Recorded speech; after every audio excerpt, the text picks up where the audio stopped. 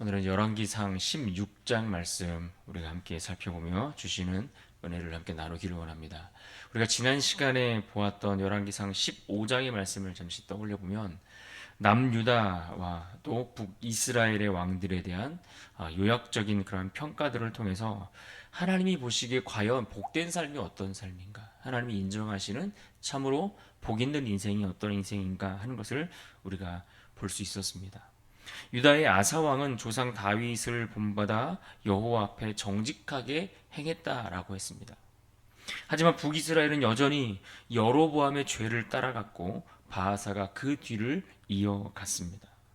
그렇게 여전히 두 길을 걷는 이들에 대한 그런 대조적인 모습들을 보여주었는데, 오늘 본문에서도 마찬가지로 각기 다른 길을 갔던 그러한 왕들의 이야기를 이어서 계속해서 대조적으로 우리에게 들려주고 있습니다. 16장은 15장에 이어서 바하사 왕조의 몰락과 함께 새로운 왕들이 등장하고, 또 마찬가지로 이스라엘이 더 깊은 죄 가운데로 빠져들어가는 그러한 모습을 우리에게 보여주고 있는 내용을 담고 있습니다. 그래서 이 모든 과정 속에서 성경이 이러한 왕들의 행적들을 우리에게 나열해 주면서 강조하는 한 가지가 있습니다. 그것은 무엇일까요? 그것은 바로 여호와의 말씀은 결코 헛되지 않는다. 여호와의 말씀은 헛된 것이 없다. 반드시 이루어지고 성취된다라는 것을 이 왕들의 삶에 대한 이야기와 평가들을 통해서, 그들이 걸어갔던 그 각각의 길들을 통해서 우리에게 말씀해 주고 있다라는 이야기입니다.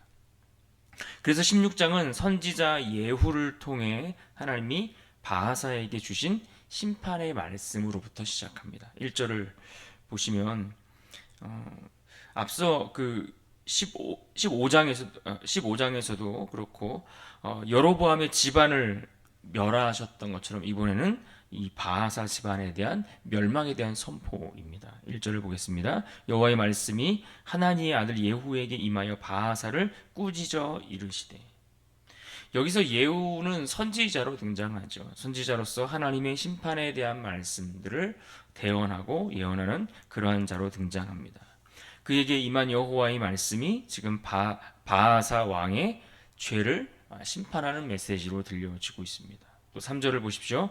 내가 너 바하사와 내 집을 쓸어버려 내 집이 느밧의 아들 여로보암의 집같이 되게 하리니. 여기서 쓸어버리다라는 이 단어를 보시면 불태워서 제거하다라는 뜻입니다. 그래서 이것은 철저한 심판을 상징적으로 보여주기 위해서 표현한 그런 문장 표현입니다. 그래서 이 말씀대로 지금 바하사의 아들 엘라가 그 뒤를 이어서 왕위에 오르긴 하지만 곧 그는 이스라엘의, 그럼에도 불구하고 여전히 그 이스라엘의 왕조가 불안한 상태에 흔들리고 있을 뿐만 아니라 결국 하나님의 심판을 받게 되는 것을 볼 수 있습니다. 바하사는 여로보암처럼 악을 행했다라고 했습니다. 여로보암의 길을 걷고 그가 행했던 악을 그가 동일하게 그대로 물려받아서 이어가고 가고 있었다라고 말씀하고 있고, 또 그 죄의 결과가 그의 아들 엘라에게로 그대로 이어졌다라는 것입니다. 아버지의 그 죄악, 아버지가 행했던 그 악한 모습들이 자녀에게로 그대로 이어졌다라는 것입니다. 그리고 결국 엘라는 어떻게 마무리됩니까? 그의 신하 시므리, 군대 장관 중에 한 사람이었던 이 시므리에게 암살당하고 그 바하사의 모든 후손들이 이때 다 제거당하죠. 이것은 결국 그들이 하나님의 말씀을 무시하고 살아가다가 결국 하나님의 공의에 따라 그들이 심판받고 그의 삶이 마무리되는 것을 우리가 보게 되는 것입니다. 또 5절을 보시면 이렇게 말씀합니다. 바하사의 남은 사적과 행한 모든 일과 권세는 이스라엘 왕 역대지략에 기록되지 아니하였느냐.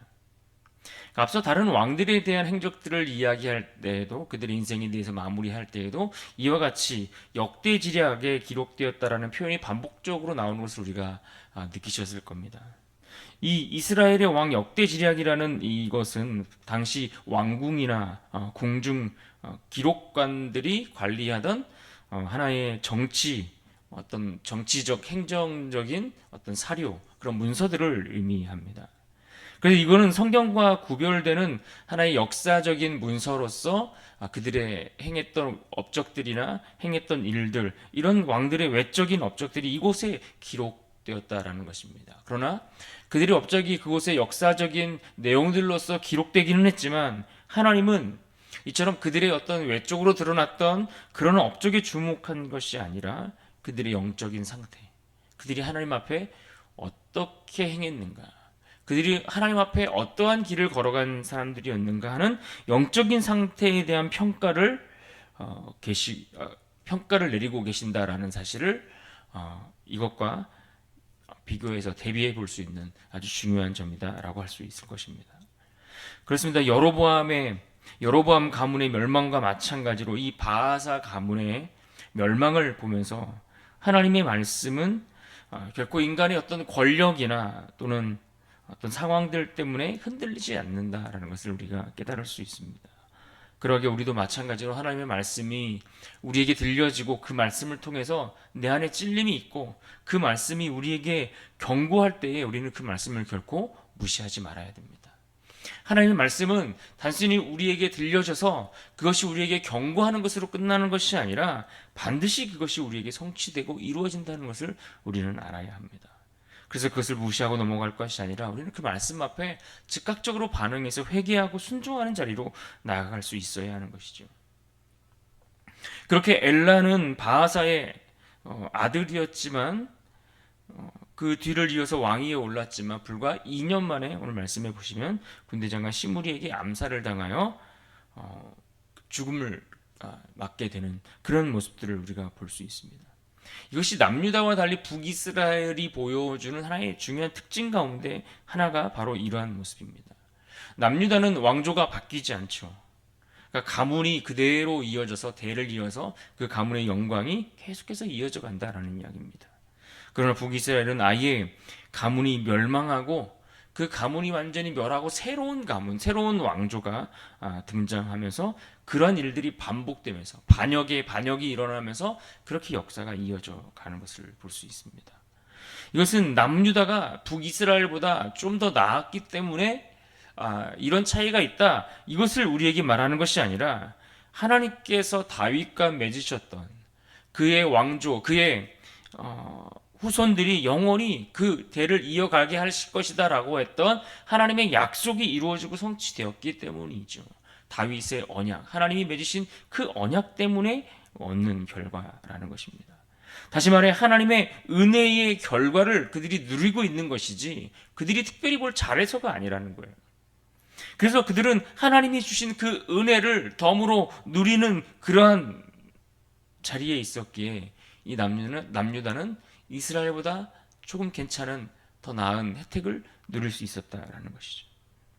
그러니까 우리가 이 땅을 살면서 은혜를 입고 살아간다고 할 때에 생각해 보면 내가 잘해서 그 은혜를 누리고 살아가는 것이 아니라 일방적인 하나님이 주시는, 거저 주시는 은혜 때문에 우리가 살아가고 있다라는 것을 우리는 함께 기억하면 깨달아야 할 것입니다. 10절을 보십시오. 10절에 시므리가 들어가서 그를 쳐 죽이고 그를 대신하여 왕이 되니 곧 유다의 아사왕 제27년이라. 시므리는 왕이 되자마자 이 바하사의 모든 집안을 다 멸하고 죽였습니다. 또 11절을 보시면 시므리가 왕이 되어 왕위에 오를 때에 바하사의 온 집안 사람들을 죽이되 남자는 그의 친족이든지 그의 친구든지 한 사람도 남기지 아니하고. 여기서 멸하다라는 이 표현을 보시면 전멸시키고 몰살시키는 것을 의미합니다. 그런데 그 바하사의 집안을 멸살시키고 전멸시켰던 이 시므리가 등장했는데 이 시므리조차도 어떻게 끝이 납니까? 단 7일 만에 또 다른 반역에 의해서 궁지에 몰리니까 결국 그가 자결을 선택해서 죽음을 맞습니다. 그러니까 결국 인간들이 추구하는 권력이라는 것, 명예라는 것, 뭔가 세상에서 사람들이 목숨을 걸고 정말 바쳐서 얻으려고 하는 그런 것들이 사실 오늘 말씀 속에서도 보면 마치 모래 위에 짓는 집처럼 한순간에 무너지고 마는 헛된 것에 불과하다는 것을 우리에게 보여주고 있지 않습니까? 이 시므리에 대해서도 그가 행한 일들에 대해서 그가 반역을 행하고 또 그렇게 죽임을 당하고 이러한 일들에 대해서 역대지략에 기록되었다라고 말씀하고 있지만 하나님도 그에 대한 평가를 내리셨는데 그 평가는 아주 간결합니다. 그가 여호와 보시기에 악을 행하였더라. 인간의 목적이 그저 권력이나 명예나 어떤 일에 대한 성취하는 것, 그것에 인생의 목적이 있고 거기에 온전히 몰두해서 살아가게 되면 그것은 너무나 쉽게 무너질 수 있다는 것을 우리는 알아야 됩니다. 내가 거기에 목숨을 걸고 붙들려고 애를 써야 할 만큼 그렇게 가치 있는 것이 결코 아니라는 것입니다. 언제든 한순간에 무너질 수 있다는 것이죠. 그래서 무엇을 얻고 취하는 것, 이것이 우리 인생의 목표가 되고 목적이 되고 그것이 우리의 삶의 방향이 될 것이 아니라 그보다 더 중요한 것은 하나님 보시기에 정직한 길을 선택하여 가고자 하는 것, 이것이 우리 삶의 목적이 되어야 한다라는 것입니다. 여기에 우리 삶의 목표를 두고 여기에 우리 삶의 의미를 두고 살아가야 그 인생이 복된 인생이 될 수 있다는 것이죠. 이제 21절 이하에 보시면 시므리의 죽음 이후에 북이스라엘이 오므리와 디브니 이 두 사람에 의해서 양쪽으로 갈라집니다. 이 북이스라엘 안에서도 이렇게 갈라지면서 내전 상태에 빠지게 되는 것이죠. 그래서 이 두 사람의 싸움 가운데서 누가 승리를 잡습니까? 오므리가 이 디브니를 이기고 왕위에 오르게 됩니다. 그렇게 왕권을 잡은 이 오므리가 정치적으로 많은 일들을 행했습니다. 그래서 사마리아를 건설하죠. 사마리아를 건설하면서 그렇게 나라의 안정을 추구해 나갑니다. 그런데 그에 대한 성경의 평가는 어떠할까요? 먼저 24절을 보시면 이렇게 말씀합니다. 그가 은 2달란트로 세멜에게서 사마리아 산을 사고 그 산 위에 성읍을 건축하고 그 건축한 성읍 이름을 그 산 주인이었던 세멜의 이름을 따라 사마리아라 일컬었더라. 그리고 25절도 보십시오. 오므리가 여호와 보시기에 악을 행하되 그 전에 모든 사람보다 더욱 악하게 행하여. 오므리의 반역에 의해서 그가 왕위에 오르게 된 이 모든 것들이 완벽하게 잘 이루어졌습니다. 반역에 성공했을 뿐만 아니라 자기 왕권을 위해 산지를 사서 그 산지에 성읍을 건축하지 않았습니까? 그러니까 모든 사람들이 봤을 때에 이 오므리가 행했던 반역과 또 그 이후에 행하는 일들이 그야말로 성공한 왕처럼 보였을 거라는 이야기입니다. 그러나 그 역시 하나님 보시기에는 어떻습니까? 실패한 왕에 불과했다는 겁니다. 사람들이 보기에는 야 대단하다, 성공했구나, 잘 이루었네 라고 사람들은 보았을지 모르지만 그러나 하나님 보시기에는 실패한 왕에 불과했다는 것이죠. 여호와 보시기에 라는 이 반복되는 표현, 그러니까 하나님의 시선이 인간에 의해서 평가되어지는 것보다 더 결정적이고 더 중요하다라는 거예요. 그러니까 사람들이 우리를 어떻게 평가하느냐 이게 중요한 것이 아니라 하나님이 보시기에 우리를 어떻게 평가하고 계시는가, 이것이 훨씬 더 중요하고 결정적이라는 사실을 우리에게 강조해주고 있는 말씀인 겁니다. 우리도 마찬가지입니다. 사람들에게 보이는 모습, 사람들이 인정해주는 삶, 그것을 우리는 목말라하며 또 그것을 위해 애타게 살아가는 사람들이 너무나 많지만 그러나 사실은 그것이 중요한 게 아니라는 거예요. 사람들의 평가보다 하나님이 나를 어떻게 평가하실 것인가, 하나님 앞에 서야 하죠. 그래서 신앙인들은 늘 하나님 보시기 어떨까, 내가 이 일을 선택해서 이 일을 하고 또 내가 이 길을 걸어가고자 할 때에 하나님 보시기 어떨 것인가, 하나님 보시기 괜찮을까, 여기 우리가 늘 관심을 가지고 살아가야 하는 것입니다. 이제 29절 이하에 보시면 누가 등장합니까? 아합의 등장을 우리가 만날 수 있습니다. 아합은 오므리의 아들로서 왕위에 오르게 되는데 그는 우상 숭배를 전면화시키면서 이스라엘의 타락을, 아주 영적인 그 타락을 극대화시켰던 장본인입니다. 보면 30절을 보십시오. 오므리의 아들 아합이 그의 이전의 모든 사람보다 여호와 보시기에 악을 더욱 행하여. 32절과 33절도 보십시오. 사마리아에 건축한 바알의 신전 안에 바알을 위하여 제단을 쌓으며 또 아세라 상을 만들었으니 그는 그 이전에 이스라엘의 모든 왕보다 심히 이스라엘 하나님 여호와를 노하시게 하였더라. 악을 더욱 행하여. 이 악을 더욱 행하여라는 이 표현이 눈에 띄는데 넘치게 심하게 하였다 이런 의미를 담고 있죠. 그러니까 이 아합이 했던 그런 일들은 단순한 우상 숭배의 수준을 넘어섰다라는 거예요. 그래서 실제로 국가의 종교적인 차원에서 바알과 이런 우상 숭배하는 일들을 완전히 제도화시켜서 나라의 뿌리가 내려지도록 행했던 이가 바로 이 아합이었고, 그러한 바알과 아세라 숭배 이런 것들을 제도화했던 아주 악한 왕이 대명사가 되었던 것을 볼 수 있습니다. 우리 삶에도 이런 것들을 보면 이와 같은 우상들이 우리 안에 뿌리를 내리고 있는 것은 아닌지 점검을 해봐야 합니다. 우상은 단순히 그냥 우리 눈에 보이는 형상에 의한 것들만 이야기하는 것이 아니라 하나님보다 우리가 더 의지하는 것, 더 살아가는 것, 더 앞서는 것, 이 모든 것들이 우상이라고 말씀하지 않습니까? 그런데 눈에 보이지 않으니까 내가 그 우상에 지배되어서 그것 가운데 뿌리 박힌 그 가운데 살고 있으면서도 그것을 내가 인식하지 못하고 살고 있는 것은 아닌지 점검해 봐야 한다라는 이야기입니다. 그래서 어쩌면 우리가 그것을 깨닫지 못해서 이 아합처럼 신앙을 타협하는 그러한 일들이 아무렇지도 않게 행해지면서 멸망의 길을 걷고 있는 것은 아닌지 우리의 삶을 이 말씀 속에 비추어 점검해 봐야 하죠. 그러면서 오늘 16장의 마지막 절 말씀은 이렇게 마무리가 되고 있습니다. 34절을 보십시오. 그 시대에 베델 사람 히엘이 여리고를 건축하였는데 그가 그 터를 쌓을 때에 맏아들 아비람을 잃었고 그 성문을 세울 때에 막내 아들 스굽을 잃었으니 여호와께서 눈의 아들 여호수아를 통하여 하신 말씀과 같이 되었더라. 이 말씀은 지금 여호수아 시대에 여리고성을 점령했을 때에 하나님이 여호수아를 통해서 저주의 말씀을 선포하고 예언하게 하셨는데 이것이 수백 년이 지나고 나서 비로소 성취되는 장면을 오늘 말씀 속에서 보여주고 있습니다. 여호수아서 6장 26절 말씀인데요. 이렇게 말씀했습니다. 여호수아가 그때에 맹세하게 하여 이르되 누구든지 일어나서 이 여리고 성을 건축하는 자는 여호와 앞에서 저주를 받을 것이라. 그 기초를 쌓을 때에 그의 맏아들을 잃을 것이요 그 문을 세울 때에 그의 막내 아들을 잃으리라 하였더라. 그러니까 하나님의 말씀이 시간이 지났지만 잊혀지는 듯 했지만 어떻게 결국 이루어지는가를 다시 한번 확인시켜 주지 않습니까? 그러니까 하나님은 잊지 않으신다라는 거예요. 하나님이 하신 말씀들은 반드시 이루어진다라는 거예요. 말씀이 더디 이루어지는 것처럼 보이지만 성취된다는 것이죠.